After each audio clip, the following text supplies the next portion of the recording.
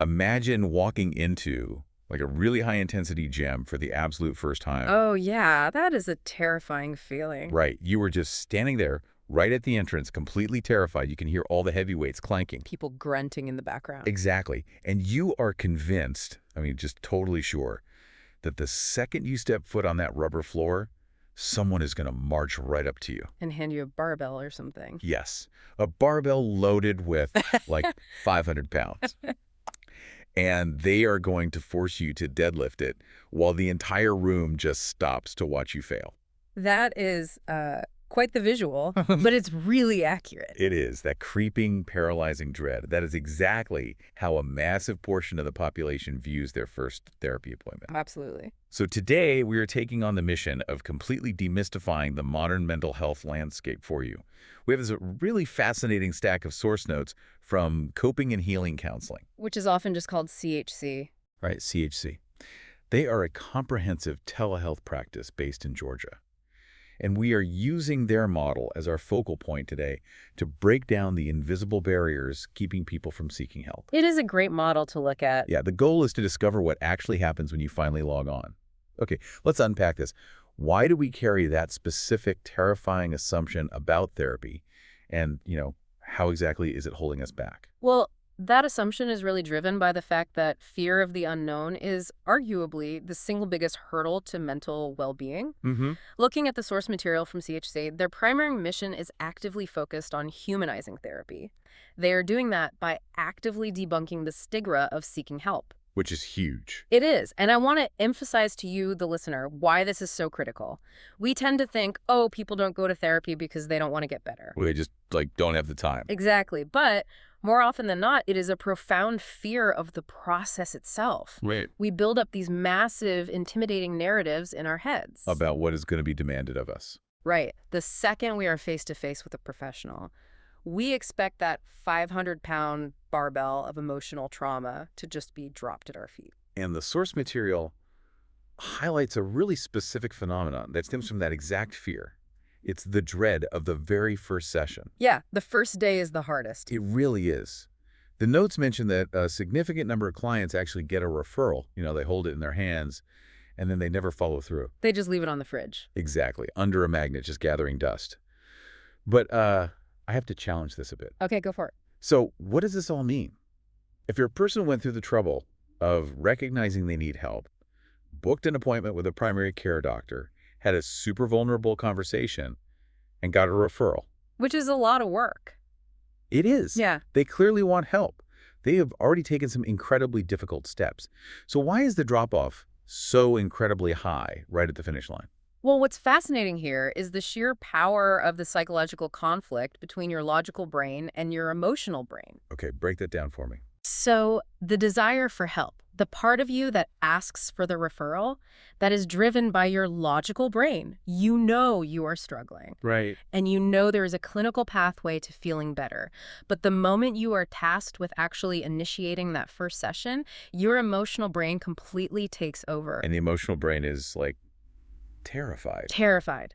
The source material points out that clients have a very specific fear.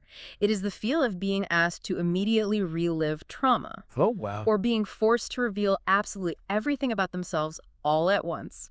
Logically, you know the appointment is good for you. But emotionally, your nervous system is flashing bright red warning signs. Because it thinks therapy means instant pain. Exactly. It equates therapy with immediate painful exposure. Your brain is essentially trying to protect you from perceived danger. So, of course, you leave that referral sitting on the kitchen counter. I mean, it makes a lot of sense when you consider our cultural programming. Just think about how therapy is portrayed in movies or on television. Well, it's always the same scene. Always. It is always this dramatic, tear-filled, agonizing confession right out of the gate. The patient walks in, lies down on a leather couch. Yes, the leather couch. And within 5 minutes, they are sobbing about their childhood, while a rather severe-looking person in a cardigan takes notes. And aggressively psychoanalyzes their relationship with their parents. Right. We have been conditioned to believe that it is the baseline requirement for entry. We think therapy equals an instant crisis intervention. And that cultural stereotype does an immense amount of damage. It sets an expectation of forced vulnerability. Forced vulnerability, that's a great term. If you believe that listening onto a video call means you have to instantly open up your darkest, most painful memories to a complete stranger, well, the practical friction of starting therapy becomes totally insurmountable. You're just going to avoid it entirely. Exactly. That is why CHC's approach is so critical to unpack here. They explicitly prioritize rapport and pacing, especially for beginners. Right. The notes emphasize that nobody forces you to, like, quote-unquote, go deep or talk about your childhood on day one. Or ever, honestly, if that isn't what you need to heal. Yeah, they understand that before any actual clinical work can happen, they first have to dismantle that expectation of forced vulnerability. They have to prove to your emotional brain that the room is actually safe. But, it's not just the emotional expectation of vulnerability that makes people freeze. It's the physical reality of getting there. Oh, the logistics are a nightmare. They really are. The dread of the first session isn't just about what you have to say.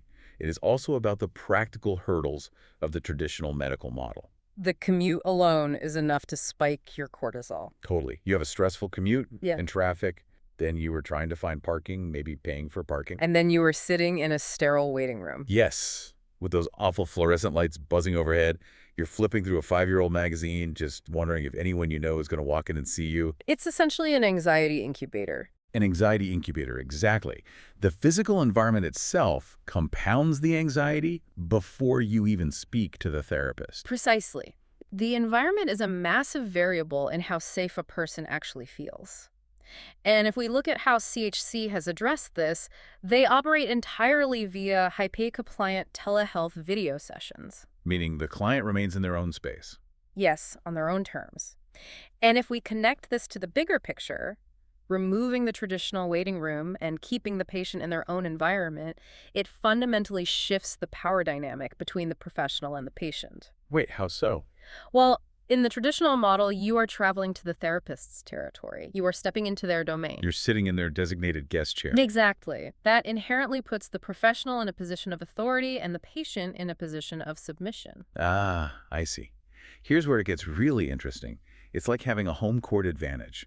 That is such a powerful concept. It really is. You are already nervous about the conversation, but at least you are nervous in your own sweatpants, Sit on your own couch. right? Maybe holding a mug of tea from your own kitchen. Yeah. You control the lighting. You control the temperature. You don't have that feeling of being a clinical specimen under observation. No, you are just a person in your living room. And that restoration of patient autonomy right from the start, it automatically levels the playing field. It aligns perfectly with their mission to make therapy a self-paced, comfortable process. Because you feel in control. Exactly. When you control your physical environment, your nervous system is inherently calmer. You are not on high alert scanning a new, unfamiliar office space for threats. You are in your sanctuary. And the scale of how they are deploying this telehealth model is genuinely staggering. It's huge. The source material notes they serve the entire state of Georgia. Yeah. It's all 159 counties. Utilizing a really diverse team of over 15 licensed professionals. Yeah, and the scope covers everything from trauma and anxiety to family and relationship coaching. And, I mean, we are not just talking about convenience for people in the suburbs here. No, not at all. We are talking about solving the massive issue of mental health care deserts. That geographical reach is a vital point to unpack. A mental health care desert is basically a region where residents have severely limited access to practitioners. Like in really rural areas? Exactly. If you live in a highly rural area, you might be hours away from a physical specialist. And if you need highly specific support, say targeted relationship coaching or really specialized trauma care. The drive alone makes it impossible. Right. The logistical friction of driving 3 hours round trip every single week is enough to stop you from ever seeking help. It's just not sustainable. No. Wow. But by covering all 159 counties, a client in a deeply rural community suddenly has the exact same access to a roster of specialized professionals as someone living in downtown Atlanta. The geographical walls are completely erased, They really are. which brings us to the other massive wall, the financial one. Oh, the financial anxiety is huge. Because you can give someone all the geographical access in the world, but if they're terrified of the bill, they still aren't going to log on. Never.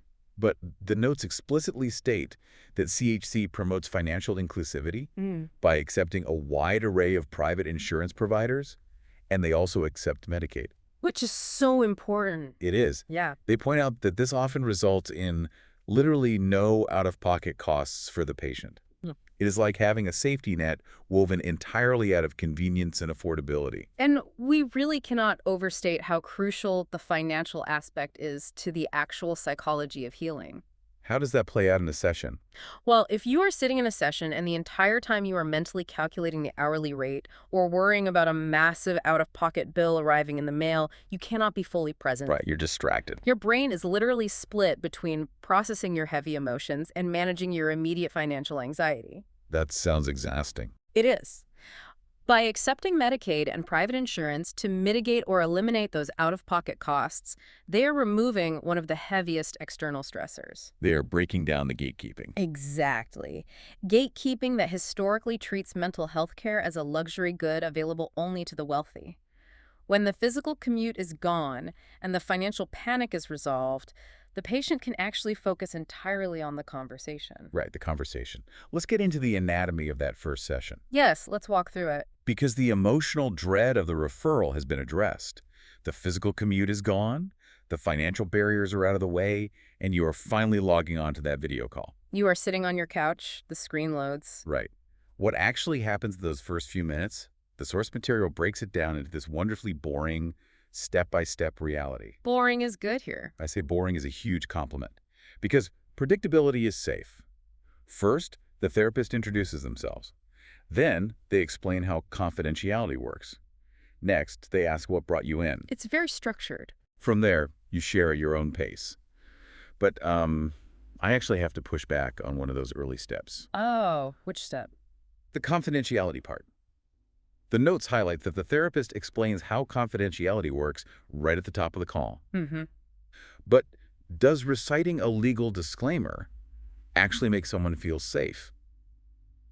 I mean, usually when someone starts reading me terms and conditions or legal rules, it just feels sterile. It feels corporate.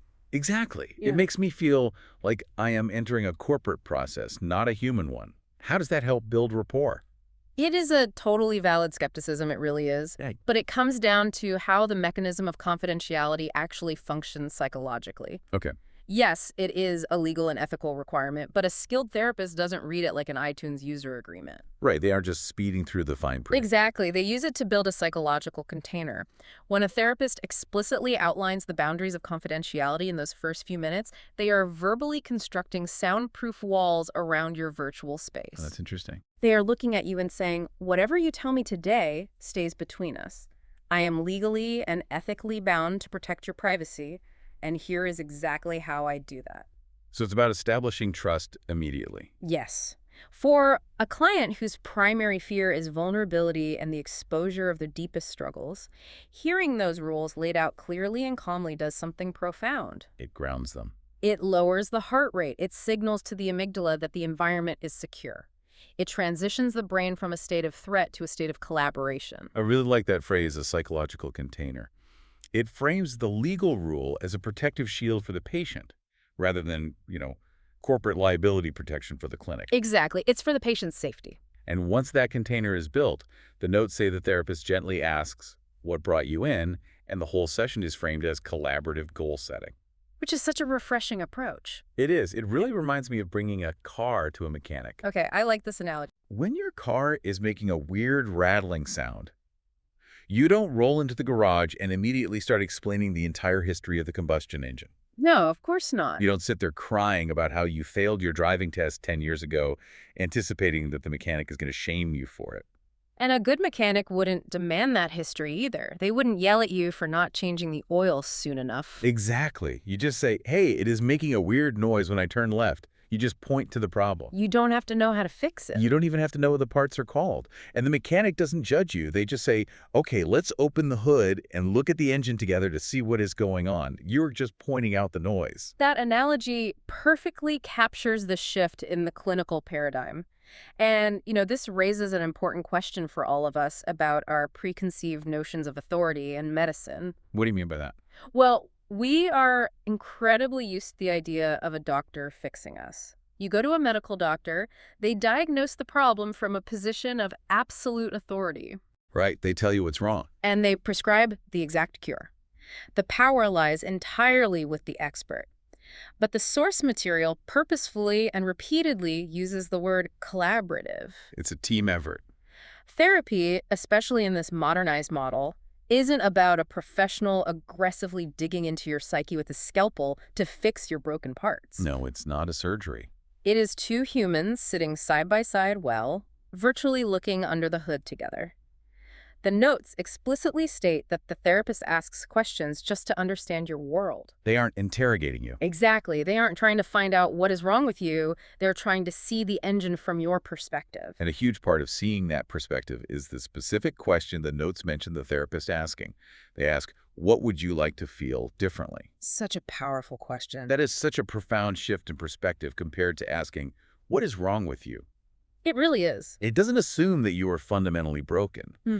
It assumes you are currently experiencing whether you don't like, and you want to change in your emotional climate. And you are entirely in the driver's seat. Yes. If you just want to talk about how stressed you are at work this week, you can do that. If you eventually want to talk about deeper trauma, you can do that too, completely at your own pace. And that is how the day one fallacy is finally defeated. When you realize that the boogeyman of the forced confession doesn't actually exist, the barrier to entry just evaporates. That's such a relief. Therapy stops being this emergency room for massive emotional trauma where you are forced to bleed out on a couch, and it becomes a highly personalized tool for maintenance and growth. That's a great way to put it. It is just a scheduled, deeply respectful conversation to help you meet the goals you have set for yourself. It really changes the entire paradigm of how we view seeking help. Absolutely. So to bring it all together for you listening today, we started by looking at that massive, terrifying 500-pound barbell of starting therapy. The dreaded first day. Right. We unpacked the cultural and psychological reasons why so many people hold a referral in their hands and then freeze, terrified of being forced to relive their darkest moments before they're ready. But we've seen that's not the reality. No. As we have seen through the operational reality of practices like coping and healing counseling, the actual mechanics of starting therapy don't look anything like the dramatic stereotypes. Not at all. Mental health care can be a secure, highly accessible, and profoundly personalized conversation taking place right from the comfort of your own living room. It is collaborative and it is paced by you. Exactly.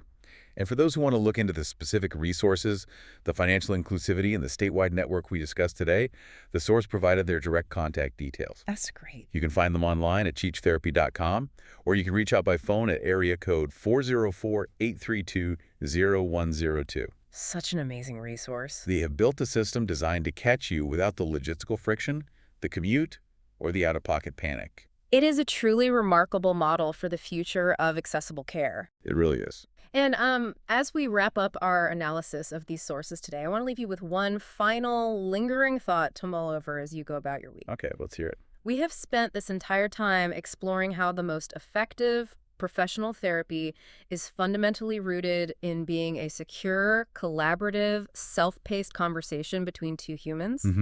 We've seen how removing judgment, stepping away from the need to quote-unquote fix someone, and eliminating forced vulnerability actually creates the space for real healing. Yeah, true healing. So if that is the gold standard for professional psychological care, how might we apply that exact same framework to how we listen to our friends, our family, or even ourselves in our everyday lives?